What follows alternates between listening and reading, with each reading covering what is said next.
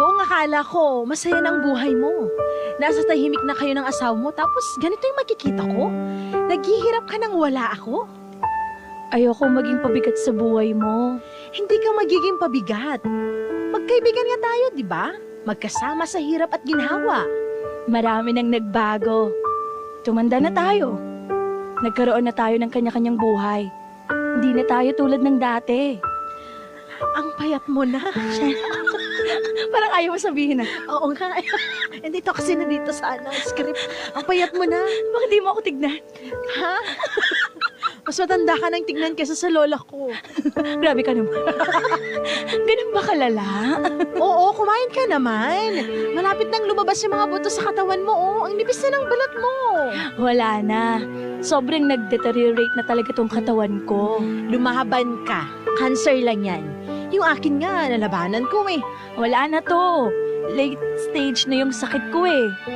Tinaningan na ako ng doktor. Hindi totoo yung taning-taning na yan. Magtiwala ka sa Diyos.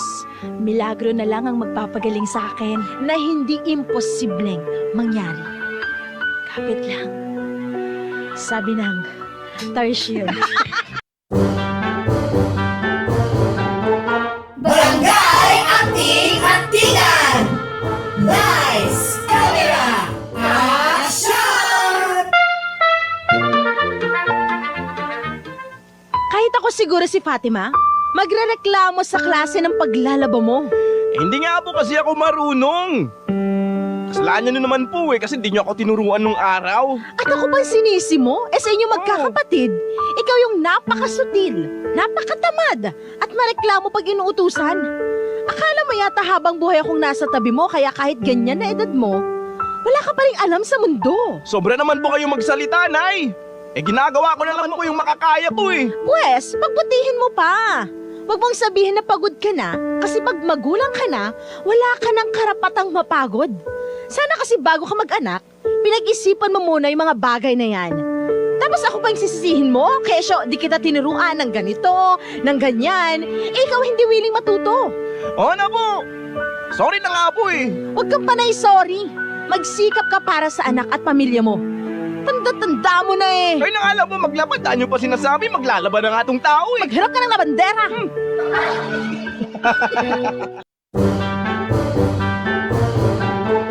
Barangay Anting-Antingan! Lights, camera, action!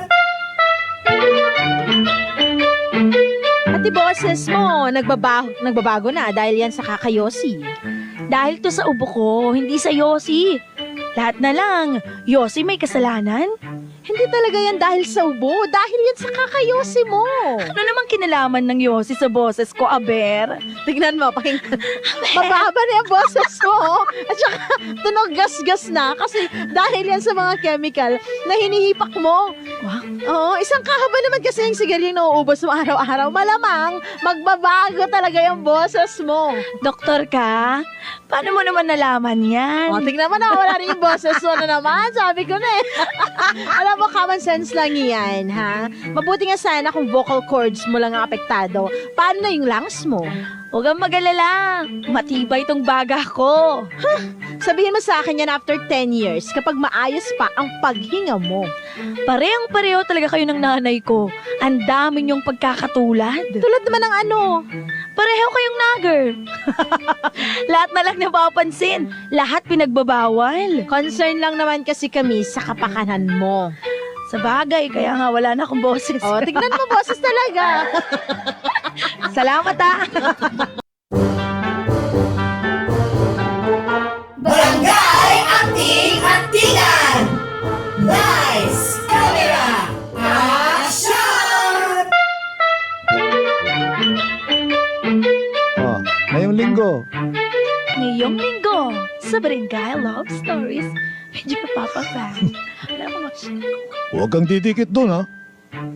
di ako ganong klaseng babae, Raul. Ano ka ba naman? Teka nga, huwag mong sabihin nagsiselos ka. Ha? Bakit naman ako magseselos? Di hamak naman na mas guwapo ako ron at mas matangkad.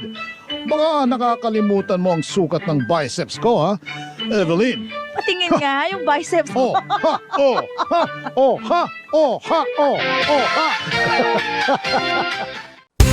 Barangay LS 89.3 Forever.